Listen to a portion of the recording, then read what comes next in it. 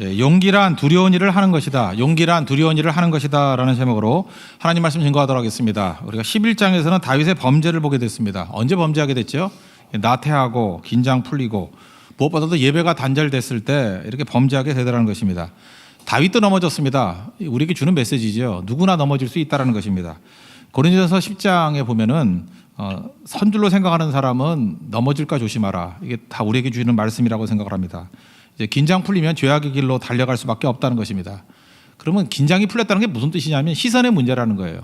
하나님 바라보는 것에서 멀리 떠나면 누구나 다 넘어질 수밖에 없다라는 것입니다. 사실은 오후 늦게 일어났습니다. 그러니까 낮잠 잤다는 거죠. 밤늦게 일어나가지고 뭐 없나라고 쳐다보다가 목욕하는 여자 찾아봤습니다. 뭐 볼 수도 있죠. 그러면 지나치면 되는데 그걸 뚜렷하게 뚫어지게 쳐다봤다는 것입니다. 이런 것을 이제 전문 용어로 묵상이라 그럽니다. 그걸 이제 묵상했다라는 거예요, 그죠? 엉뚱한 거 묵상하니까 문제가 되는 거죠. 우리 창세기에도 보면은 하와가 그 동산 안에 선악과가 있었습니다. 뭐 볼 수 있죠. 뭐 지나치면 될 거 아니에요. 그거를 또 묵상을 했어요. 그랬더니 먹음직도 하고 보암직도 하고 지혜롭게 할 만큼 탐스럽기도 하더라. 이 정도로 고백이 나올 정도면 얼마나 뚫어지게 쳐다봤겠습니까? 묵상했다라는 거예요. 그러니까 죄악 가운데 빠지게 되죠.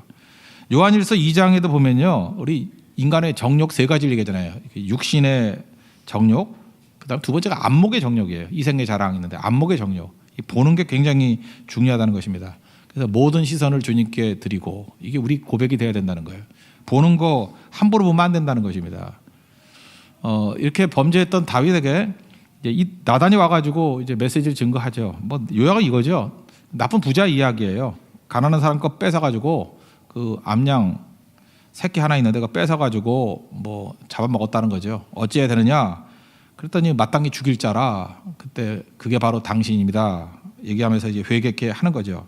근데 이게 참 중요한 건데 오늘 나단이나 우리나 다 마찬가지예요. 하나님께서 우리에게 죄를 지적할 때 목적이 뭐냐 하면은 죽이는 게 아니고 살리는 것입니다.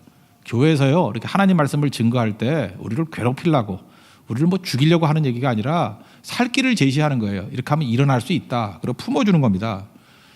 다윗이 내가 죄를 범했습니다라고 회개하니까 13절에 뭐라 그래요? 하나님이 당신의 죄를 사하셨습니다. 죽지 않을 겁니다. 라고 회복시켜 주잖아요. 이게 목적이라는 것입니다. 그래서 우리가 하나님 앞에서 꼭 붙들어야 될 것들이 뭐냐 하면 이렇게 회개하면 하나님께서 품어주신다라는 확신을 가져야 돼요. 이게 없으면은 함부로 죄공을 못 하잖아요. 근데 우리도 마찬가지야. 하나님의 종들이고 또 하나님의 자녀고 예수님의 제자들 아닙니까? 우리가 하나님의 일들을 할 때 꼭 필요한 게 뭐냐? 그 하나님 마음 가지고 전할 줄 알아야 된다는 것입니다.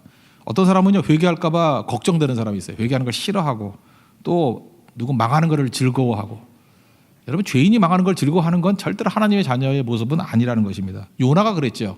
니느웨가 회개할까 봐 걱정하고 또 니느웨가 망하는 것을 즐기려고 그랬습니다. 이게 하나님의 충돌이 일어나는 거 아니에요. 적어도 우리가 하나님 백성이라 그러면 우리가 꼭 가져야 될 생각은 뭐냐? 아무것도 안 하든지 굳이 한다 그러면은 회복을 놓고 기도해야 되고 그걸 즐거워해야 되고 사랑하는 마음이 있어야 된다는 것입니다. 요한복음 10장 10절을 보십시오. 예수님께서 이 땅에 오신 목적이 뭐라 그래요? 양으로 생명을 얻게 하고, 생명이에요. 라이프. 더 풍성히 얻고자 함이라. 8장 44절, 요한복음 8장 44절을 보면은 마귀의 특징이 뭐예요? 마귀는요, 처음부터 살인한 자, 죽이는 자예요. 그리고 거짓말장이고 거짓의 압이다. 그러니까 마귀의 특징은 두 가지입니다. 죽임과 거짓말. 그러니까 우리가 하나님의 자녀라 그러면서 마귀의 종노릇 해서는 안 되잖아요. 그러니까 교회에서 하는 모든 일들, 성도의 모든 마음가짐들, 또 우리가 하는 모든 선교 사역들 목적은 생명이에요. 살리는 거예요. 죄를 지적하고 이렇게 공격적으로 나가는 것까지 보이지만 목적은 뭐예요? 돌아오게 만들고 생명을 주고 이렇게 세우기 위한 것입니다. 오늘도 여러분들 하나님 말씀을 듣고 우리 자신도 일어설 수 있는 우리 하나님의 신실한 종 되기를 바랍니다. 생명이 심겨지면 살아나게 된다는 거예요. 작은 것 그러면 뭐 작은 게 다 좋은지 아는데 그렇지 않습니다. 모래 작지요. 그 심어봤자 아무것도 변화가 없습니다. 근데 겨자씨 작지요. 생명이니까 심겨지면 이게 풍성한 생명으로 거듭나게 된다는 것입니다. 생명이 뭐예요? 말씀이고 생명이 뭐예요? 예수님입니다. 열심히 예수님 증거해서 일어날 수 있는 하나님의 종 되기를 바랍니다. 오늘은 이 내용을 전도자의 관점에서 한번 보자는 거예요. 나단의 입장에서 좀 그렇게 보면 많이 보인다고 생각을 합니다. 우리 네팔 선교도 가고 이제 또 5월 달에는 베트남 선교도 가게 됩니다. 그때 우리가 어떻게 하면 좋은 전도자가 될 것인가? 먼저 구원받은 자로서 어떻게 하면 이게 좋은 메시지를 증거하는 메신저가 될 수 있을까? 첫 번째는요, 그 지혜로운 전달자가 돼야 된다는 것입니다. 지혜로운 전달자, 커뮤니케이터. 하나님의 생명을 이렇게 전달 잘 해주는 사람, 그것만큼 중요한 게 없죠. 그런 영혼들을 살릴 수 있는 도구가 된다는 것입니다. 그러면 이게 필요한 게 뭐예요? 사랑이죠. 뜨겁게 사랑하면요 전달이 됩니다. 이제 우리 교회도 이제 뭐 해외 선교를 많이 다니다 보니까 이제 외국인들하고도 이렇게 뭐 교제하거나 결혼하려고 하는 사람들이 이제 꽤 많이 나오는 것 같아요. 근데 재밌는 게 뭐냐면 외국 사람하고 이렇게 교제를 하니까 사랑하는 마음이 있잖아요. 뜨거운 마음이 있잖아요. 그러니까 언어를 금방 배우더라고요. 왜냐하면은 자기 마음을 전달해주고 싶은 마음이 있기 때문에. 전달자가 되기 위해서 필요한 게 뭐냐면 뜨거운 사랑이에요. 뜨거운 사랑이 있으면요 방법은 그 다음에 나오게 돼 있고 어떤 방법인지는 찾게 돼 있다는 것입니다. 그래서 좋은 커뮤니케이터가 되기 위한 도구는 뭐냐? 뜨거운 사랑이라는 거예요. 근데 이게 전달이 잘 안 되면은요 그냥 사랑 없이 그냥 그 멍청하게 쭉 나가다 보면은 이게 단절이 돼버리죠. 제가 옛날에 그 많이 설교했던 내용들인데 제가 가르쳤던 그 학생들 이야기예요. 그 대학생 때 자취를 했어요. 하나는 경상도에서 올라온 총각이고 한 사람은 서울 사람입니다. 매 거기서 자취를 했는지 모르겠어요. 둘이 한 방을 썼어요. 근데 둘이 있었던 재밌던 얘기라고 하면 저한테 얘기를 해주더라고요. 이 경상도에서 올라온 총각이 여름입니다. 근데 에어컨도 없는 방이에요. 옛날엔 뭐 에어컨 많이 없었거든요. 근데 거기서 자고 있는데 이 경상도 총각이 그러더라는 거예요. 야쿠르트 줘, 야쿠르트 줘 그러더라는 거예요. 그러니까 황당하죠. 새벽 2시인데 무슨 야쿠르트를, 내가 야쿠르트 아줌마냐고, 내가 왜 나한테 야쿠르트를 하려고 그러냐. 몇 번 그러더래요. 몇 번. 그래서 무시하고 잤대요. 뭔 소리냐 그러고. 그래도 한 서너 번 그러더니만 이 경상도 총각이 벌떡 일어나더니 화를 버럭내더니 선풍기를 꺼버리더라는 거예요. 그 발음이 나쁘잖아요. 경상도 사람들은. 그 선풍기를 약으로 틀어줘였거든요. 약으로 틀어줘. 근데 약으로 틀어줘를 빠르게 하고 이게 경상도 발음을 하니까 이게 서울 사람은 야쿠르트조로 들린 거예요. 그러니까 두 사람이 친하잖아요. 절친인데 왜 이런 일이 벌어지죠? 그러니까 둘 다 섭섭한 거예요. 이 경상도 친구는 우리 절친인데 야, 그 선풍기 하나 그 약으로 틀어주는 거 못하냐? 그걸 무시하고 잠자라 그러고 막 매장하냐? 그래서 마음이 섭섭한 거예요. 또 서울 초가 그렇죠. 아무리 우리가 친해도 그렇지 새벽 2시 야쿠르트를 어떻게 사갖고 오라 그러냐? 아침에 사주는 건 모르겠지만 그건 아니지 하면서 또 이 사람도 또 문제가 되는 거예요. 문제가 어디서 나타났죠? 이 커뮤니케이션에서 문제가 이루어진 거예요. 그러니까 이럴 때는 명확히 알아야죠. 정확히 전달해 주는 것을 알아야 된다는 것입니다. 우리 그런 얘기 하잖아요. 고양이하고 개는 친해질 수 없다고. 이유가 뭘까요? 신호 체계가 다르기 때문에 그렇대요. 저는 강아지를 키워보니까 알겠어요. 강아지는요 기분이 좋으면 꼬리가 올라가요. 기분이 나쁘거나 두려우면 꼬리가 내려가요. 꼬리를 숨긴다 그러죠. 그게 강아지예요. 근데 고양이는 반대입니다. 고양이는 기분이 좋으면 꼬리가 내려가고요. 경계하거나 기분이 상하게 있으면 꼬리가 바짝 올라가요. 그러니까 고양이하고 개는 만나면 만날 때 맨날 싸우게 되는 거죠. 개가 기분 좋으면 고양이는 기분이 나쁜 거고 고양이가 기분이 좋으면 개는 기분이 나쁜 거고 그러니 안 맞으니까 싸우는 거죠. 그래서 견원지강 그러잖아요. 그죠? 서로 싸울 수밖에 없다라는 거예요. 우리가 커뮤니케이션 할 때도 그렇다는 것입니다. 그 사람의 신호 체계가 무엇인지를 알아야 되고 그걸 맞춰줄 줄 알아야 된다는 것입니다. 요즘에 그런 말 많이 하잖아요. 뭐 내로남불, 뭐 내가 하면 로맨스고 남이 하면 뭐 불륜, 뭐 이렇게 얘기하잖아요. 요즘에 그런 일들을 많이 보죠. 실제 그래요. 나에 대해서는 관대하고 남에 대해서는 엄격한 게 우리 인간 아닙니까? 저도 그렇고 여러분도 그럴 거예요 아마. 그래서 이 나단이 하는 이 커뮤니케이션을 한번 보자는 거예요. 논리적으로 그 다윗에게 나아가서 전한다. 우리가 지금 오영리를 증거할 때는 좀 약간 논리적이죠. 그러면 이렇게 전했다 그러면 다윗이 아마 잘 안 받아들일 수도 있다고 생각합니다. 첫 번째, 가늠한 당신은 죄인입니다. 지당한 얘기죠. 둘째, 우리아를 죽인 행위는 명백한 살인 행위입니다. 그것도 맞죠. 세 번째, 네가 아무리 숨긴다 그래도 하나님 앞에서 숨길 일 하나도 없어. 성경 말씀 들이대면서 얼마든지 할 수 있죠. 이것도 맞는 얘기예요. 넷째, 죄의 싹은 사망이라 그랬다. 회개하지 않으면 넌 죽는다. 이게 다 맞는 얘기예요. 근데 이렇게 전한다 그러면은 말은 다 맞는데 이 다윗이 반발할 수도 있었겠죠. 왕이니까. 근데 이렇게 증거하지 않았다라는 것입니다. 그래서 나단의 증거가 참 중요한 것 같아요. 남 이야기 같이 하잖아요. 그 어떤 사람이 있었다. 근데 한 성에 두 사람이 있었는데 한 사람은 가난한 사람이고 한 사람은 부자였는데 손님이 왔다고 가난한 사람 거 뺏어가지고 그거 잡섰다. 이게 말이 되느냐? 그랬더니 다윗이 남 얘기 같이 보이니까 분노하면서 이 일을 행한 자는 반드시 죽을 자라. 당신이 바로 그 사람입니다. 그러면서 꼬꾸라지게 만들잖아요. 여기서 나단의 이 커뮤니케이션 스킬을 배워야 된다고 생각합니다. 세 가지죠. 이야기했다는 것과 또 하나는 수사법 사용했다. 은유, 직유. 그리고 기습적으로 드러냈다라는 거죠. 뭐 이런 것들 꼭 이렇게만 해야 된다는 건 아니지만 사랑하는 마음이 있다 그러면 상대를 변화시킬 수 있는 이런 스킬들을 준비하는 게 되게 중요하다고 생각해요. 이야기죠. 이야기 앞에 사람들은 마음을 쉽게 엽니다. 예수님도 말씀을 이야기로 하셨잖아요. 비유 아니면 말씀하시지 않았다. 그러니까 이야기는 왜 중요하죠? 이게 남 얘기 같으니까 이게 자기 방어막이 약할 수밖에 없다는 것입니다. 그래서 간증 같은 게 중요해요. 간증은 내 얘기잖아요. 그러니까 함부로 반박도 못하고 사람은 엿보기 심리가 있거든요. 이 사람은 어떻게 살아가고 엿보다가 자기하고 이렇게 적용하게 되거든요. 그래서 이야기가 중요하다는 것입니다. 제가 후배 우리 사역자들이 저한테 와서 물을 때가 있어요. 어떻게 하면 뭐 설교 준비를 잘할 수 있습니까? 그럴 때 전 그렇게 얘기해요. 좋은 이야기를 모으라고.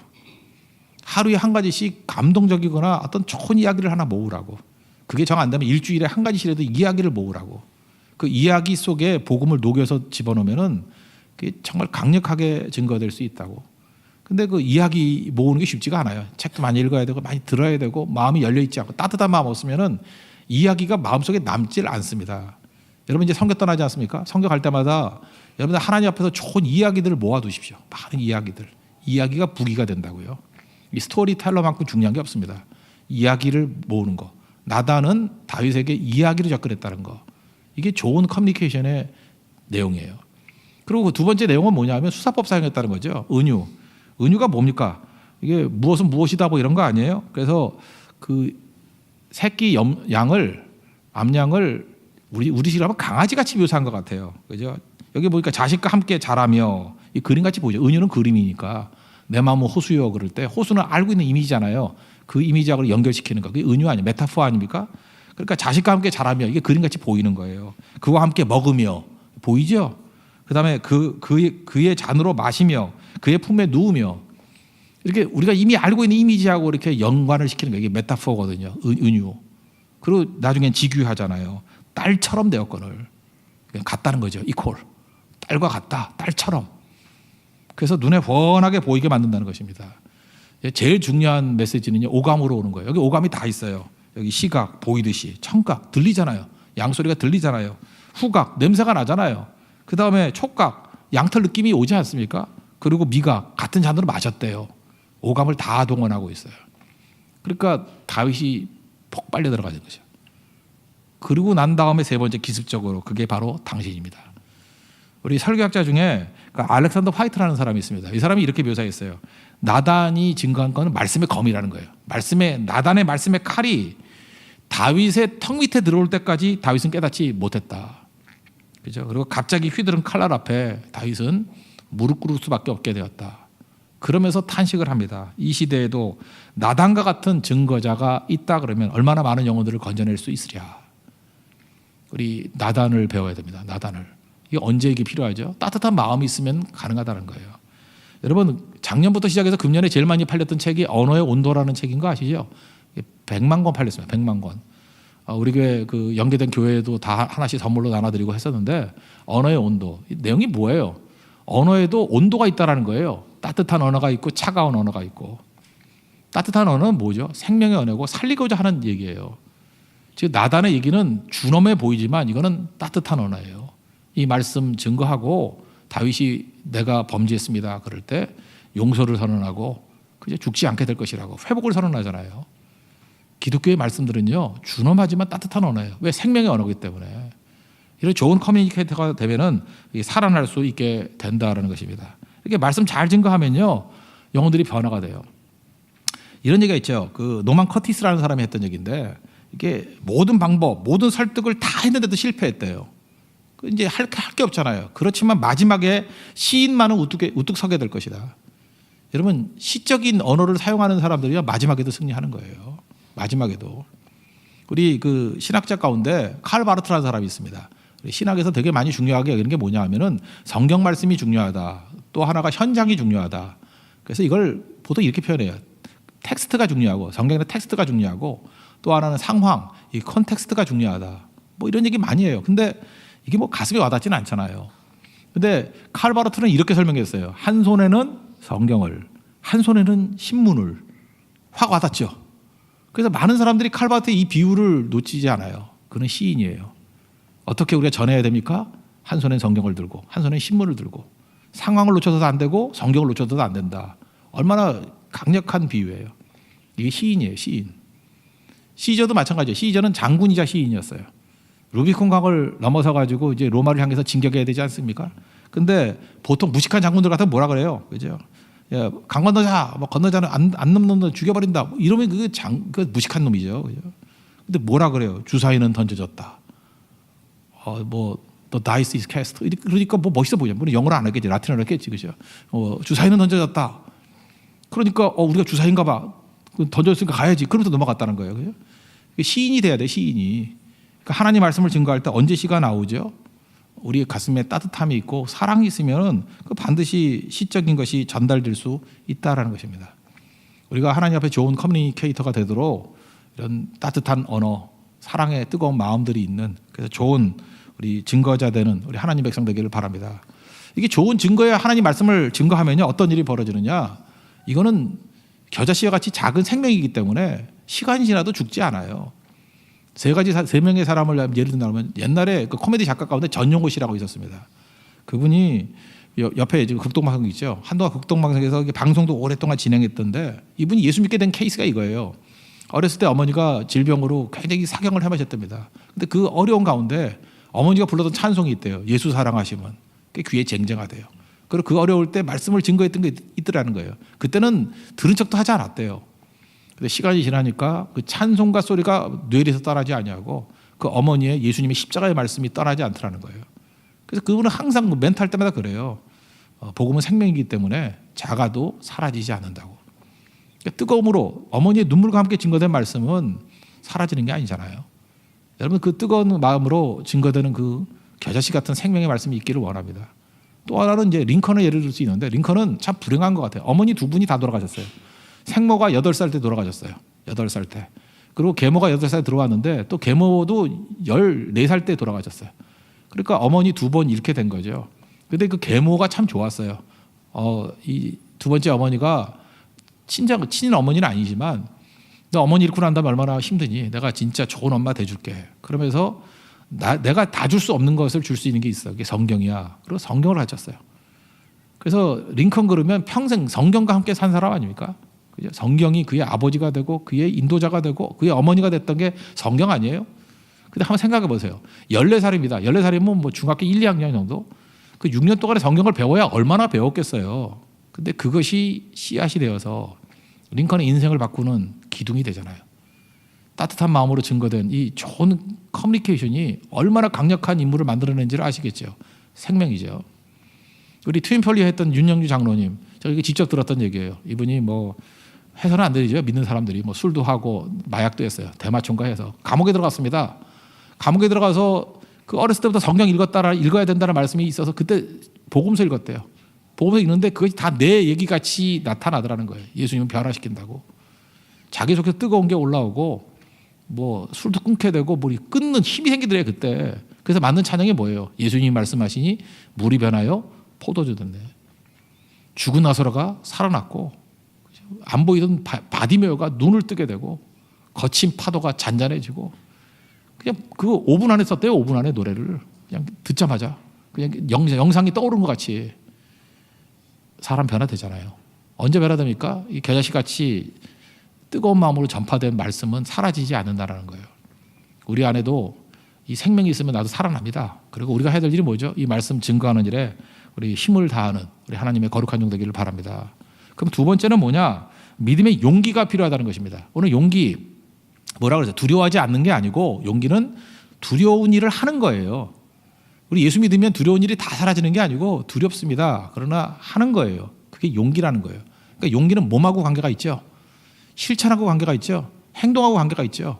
몸이 움직여야 우리 무의식이라는 99% 세계가 다 변화가 된다니까요. 생각만 하면 의식의 세계입니다. 몸이 움직여야 돼요. 근데 몸이 움직이는 건 용기예요. 믿음의 용기, 움직일 줄 알아야 된다는 것입니다. 제가 볼 때 나단도 용기가 있었고 다윗도 용기가 있었어요. 나단은 이렇게 직설적으로 하나님 말씀을 증거하는 게 얼마나 위험한 일입니까? 왕이잖아요. 죽이고 살릴 수 있잖아요. 근데 하나님 앞에서 해야 될 일이기 때문에 합니다. 두려워도 하잖아요. 그 다음을 생각하지 않는 게 믿음이라 그랬죠. 그 다음을 생각하지 않고 하는 믿음의 용기가 있었어요. 그러니까 나단의 이 용기가 꼭 필요하다는 것입니다. 그렇지만 다윗도 용기가 있었죠. 다윗은 어떤 용기였습니까? 하나님 앞에 회개하면, 왕이 회개하고 쉽지 않잖아요. 체면도 있고 남들 눈도 있고. 근데 회개했을 때 살아나게, 그 회개의 용기는 어디서 나타나느냐? 내가 주님 앞에 나가서 회개하면 용서해 준다라는 확신이 있기 때문에 나타나는 용기예요. 여러분, 우리가 아무리 넘어지고 깨졌다 할지라도 예수님께 나아가서 회개하면 우리 죄를 씻어주시고 십자가 앞에서 우리를 다시 일으켜 주신다는 거예요. 이때에 썼던 시편이 시편 51편이죠. 표제어를 보면은 다윗이 밧세바와 동침한 후 선지자 나단이 그에게 왔을 때입니다. 옛날에는 뭐 우슬초로 나를 씻기소서 그 뒷부분이 굉장히 인상적이었는데 금주간에 묵상을 할 때는 앞에 있는 1, 2, 3, 4절이에요. 1절을 보니까 하나님의 주의 인자를 따라 내게 은혜를 베풀어 주십시오. 주의 많은 긍휼을 따라 내 죄악을 사해 주십시오. 그 다음에 2절 보니까 내 죄악을 맑게 씻기시고 나의 죄를 깨끗하게 제해 주십시오. 3절 나는 죄가를 아오니 내 죄가 항상 내 앞에 있나이다. 4절의 핵심이죠. 내가 주께만 범죄하여 주의 목전에 악을 행하여 싸우나 주께서 말씀하실 때 의로우시다 하고 주께서 심판하실 때 순전하시다 한다고. 내가 주님 앞에 회개하면 주님께서 나를 의롭다 하시고 나를 순전하다 하시다는 것을 확신했어요. 그래 용기가 생기는 거죠. 우리가 거절당한다라는 그 가능성이 있다 그러면 얼마나 우리가 두려움에 빠지겠습니까? 근데 우리는 용기가 있는 거예요. 주님 앞에 나가면 반드시 해결해 준다는 것입니다. 우리 컴퓨터가 아무리 좋다 할지라도 바이러스 먹으면 작동 안 하죠. 우리가 아무리 은사가 많고 능력이 있다 할지라도 죄라는 바이러스가 들어오면요 작동을 안 해요. 망가져 버려요. 예수님의 보혈의 피를 의지해서 씻으면 건강하게 싱싱하게 작동하기 시작한다는 것입니다. 그러니까 죄 지음으로 나타나는 현상이 뭐냐? 그 F4라 그러죠. F4. 이 네 가지 현상이 벌어져요. 우리 인생 가운데 이런 일이 벌어진다고요. Fear. 첫 번째는 두려움이 생기는 거예요. 그래서 창세기 3장에 보면은 범죄했던 인간 어떤 일을 하나님이 찾아오시니까 두려워하여 숨었나이다 그러잖아요.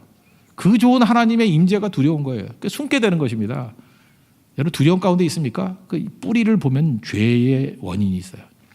예수님의 보혈의 피를 의지해서 깨끗하게 씻으면 두려움이 사라지고 담대함과 또 당당함 가운데 서게 된다는 것입니다. 그리고 두 번째 F는 뭐냐면 frustration. 그러니까 좌절이에요. 좌절. 그죠? 그래서 시편 32편 3절 같은 데 보니까 다윗의 고백이에요. 이 당당한 사람이 죄를 지니까 내가 종일 신음함으로 내 뼈가 쇠하였나이다. 뼈가 녹는다는 거야. 뼈가 녹는다고. 그런 느낌 아십니까? 이 계속해서 죄 가운데 있으면요 뭐가 속에서 녹는 것 같아요. 뼈가 녹아요. 뼈가. 죽겠다라는 거죠. 그런데 이 좌절에서 아무리 좌절하고 깨졌다 할지라도 난 끝이다. 이제 난 소망이 없어. 그렇지 않아요. 하나님께 새 길을 열어주신다는 거예요. 십자가 의지하고 나아가면 다시 일어서고 길이 열린다는 것입니다. 우리 좌절에서 승리의 자리로 옮겨가는 하나님의 백성 되기를 바랍니다. 그 세 번째는 fatigue. 피곤해요. 그냥 매사가 피곤해요. 그냥 자도 피곤하고 영혼의 피곤함이거든요. 영혼의 피곤함. 그러니까 이거 견딜 수가 없는 거죠. 그죠? 잠깐 시들어갑니다. 근데 십자가 의지하고 나아가면 싱싱한 모습으로 서게 된다는 것입니다. 그리고 마지막 네 번째 F는 fail. 실패한다는 거예요. 실패. 그냥 썩고 있으니까 내 인생 자체가 썩은 인생이 돼버린다는 거예요. 제가 과거에 미국에 이제 뭐 갔을 때 어떤 분이 차를 좀 빌려줬어요. 부잣집이라서. 차도 좋은 차입니다. 그 BMW 7 시리즈니까 얼마나 좋은 차예요. 그거 빌려주는데 이 여자분은 무슨 뭐 버릇이 안 좋은가 봐. 남편도 되게 싫어하던데 하여튼 좋은 차는 몰고 다니는데 쓰레기는 다 뒤로 던지는 거예요. 그래서 앞에 두 자리만 깨끗하고 뒤에는 쓰레기가 가득 있는데 빌려주면서 그때 쓰레기를 치우더라고. 뭐 다 치우는데 꽤 걸렸어요. 시간이 뭐 한 보따리 나왔어요. 얼마나 많이 쓰레기가 있는지. 그런 분이에요. 근데 그 차를 한 이틀인가 타고 다니는데 이상하게 냄새가 나는 거예요. 뭐 시체 냄새도 나고 이게 뭐 이거 사람 뭐 죽인 거 아닌가? 나 고민했어요. 그죠? 이거 어떻게 처리해라. 그래서 밑에도 쳐다봤어요. 어떤 뭐 죽은 뭐 토끼가 하나 걸려 있나 뭐. 나중에 알고 봤더니 그 트렁크에 음식을 놔뒀는데 음식이 썩고 있는 거예요. 음식이. 그래서 나중에 그거 열어가지고 치웠는데 뭐 치워도 계속 냄새 나더라고요. 그래서 더 타야 되는데 이제 탈 필요 없다고 돌려줬던 적이 있는데 그죠? 제가 죽을 뻔했어요 그때. 우리 인생이 그래요. 이게 회개하지 않으면요 음식 썩듯이 내 안에 썩고 있어요. 악취가 나고 있다고. 언제까지 우리가 싣고 다니겠어요? 그리스도의 십자가 의지에서 씻어낼 때 비로소 회복의 능력이 나타나기 시작한다는 것입니다. 하나님께 나아가면 아무리 넘어지고 깨진 종이라 할지라도 다시 일어설 수 있습니다. 그것을 믿고 의지하는 종 되기를 바랍니다. 오늘 성경 공부 내용이 창세기 19장이죠. 소돔과 고모라가 망하고 난 다음에 이제 그 롯이 하는 행동들이에요. 이 롯의 행동을 보면서 느낌이 뭐냐면 우리가 회복 이후에 또 이전에도 마찬가지죠. 말씀이 기준이 되는 인생이 중요하다는 거예요. 말씀이 기준이 되지 않으면 어떻게 살아요? 임기응변으로 살아요. 임기응변으로 살면은 무조건 망하게 돼 있다라는 거예요. 한번 보십시오. 말씀의 기준이 없으니까 롯은 어떻게 하느냐? 천사들이 왔어요. 손님들이 왔어요. 왔더니 환대하죠. 다 아브라함에게 배운 거예요. 환대합니다. 근데 그 소돔 놈들이 나쁜 놈들이어서 동성애자들이 와가지고 그 두 남자들 내놓으라고 그들과 이제 관계하겠다 뭐 이런 식으로 얘기를 해요. 그러니까 이거 큰일 났죠. 그러면 어떻게 해야 됩니까? 엎드려야죠. 하나님 이때 어떻게 하면 도와주세요. 이 천사들이 나중에 어떻게 하냐면 그 몰려든 깡패 같은 놈들 눈을 어둡게 해버려요. 그래서 우왕좌왕하게 만들어버리거든요. 그런 능력이 있으신 분들이잖아요. 근데 그걸 구하지 않고 자기 눈에 보이는 대안을 찾아요. 자기 있는 위치에서 대안이 뭐냐 하면은 이 사람들 살려놔야 되겠고 쓸 수 있는 카드가 뭐냐면 남자를 알지 못하는 두 딸이 있대요. 그래서 두 딸을 내줄 테니까 두 딸 마음대로 해라. 그렇지만 이 사람들은 손대지 마라. 아니 이런 아버지를 둔 딸이라 그러면 어떻게 살겠어요 이걸. 그죠? 이걸 대안이라고 얘기를 하고 있어요. 대안이라고. 여러분들이 말씀이 기준이 되지 못하면 항상 내 앞에서 보이는 눈에 보이는 답 중에 하나를 찾는다고. 낭패에 빠지는 거죠. 나중에 소돔이 멸망되고 난 다음에 그 두 딸과 아버지가 산에 있잖아요. 그러니까 그 딸들이 또 생각하는 거예요. 둘러보니까 남자가 없다라는 거예요. 아무리 쳐다봐도 남자가 없더라. 그럼 하나님 앞에 기도하면 또 하나님이 또 초청란 보내줄 줄 알아요. 이 바보 같은 여자들이 남자가 없대. 보이는 건 아버지밖에 없대요. 그래서 두 딸이 공모해 가지고 아버지 술 마시고 큰 딸 들어가서 애 낳아서 모압 족속 만들고 암몬 족속 만들고 암몬 모압 후손들 만들어 버리잖아요. 딸과 아버지 사이에서 애들이 태어났어요. 이런 해결망측한 일이 왜 벌어지는 겁니까? 딸들의 입장에서 이거예요. 이 산 중에서 내가 지금 고를 수 있는 대안은 임기응변이죠. 아버지라는 남자밖에 없다라는 거예요. 그렇게 해괴망측한 일이 벌어지잖아요. 사울왕도 마찬가지예요. 언제나 임기응변이에요. 말씀의 기준이 없이 제사는 드려야 되겠는데 믿는 자잖아요. 근데 선지자가 안 온대요. 그러니까 나라도 드려야겠다. 그러니까 불순종한 거죠. 지금 아말렉을 진멸하라 그랬는데 백성들은 원하지 않는 거예요. 민심이 막 입 안 달라 그러는 거예요. 그러니까 진멸 안 시키잖아요. 좋은 걸 안겨두잖아요. 그거 왜 그래? 임기응변.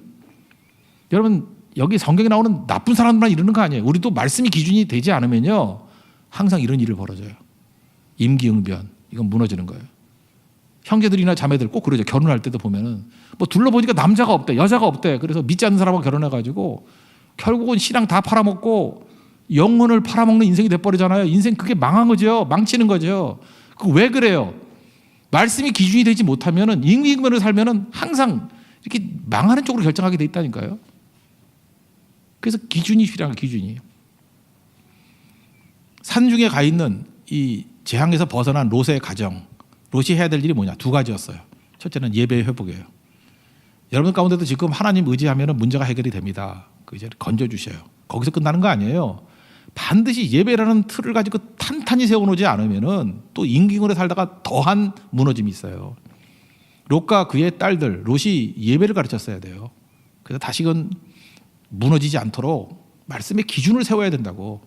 그러면 그 다음부터는 탄탄대로가 열렸을 것인데 예배를 포기하니까 또 무너지잖아요. 그래서 결국은 하나님의 구원의 반열에서 떠나가 버리는 모압과 암몬이 돼버렸다는 것입니다. 얼마나 불행한 일이에요. 또 하나는 뭐죠?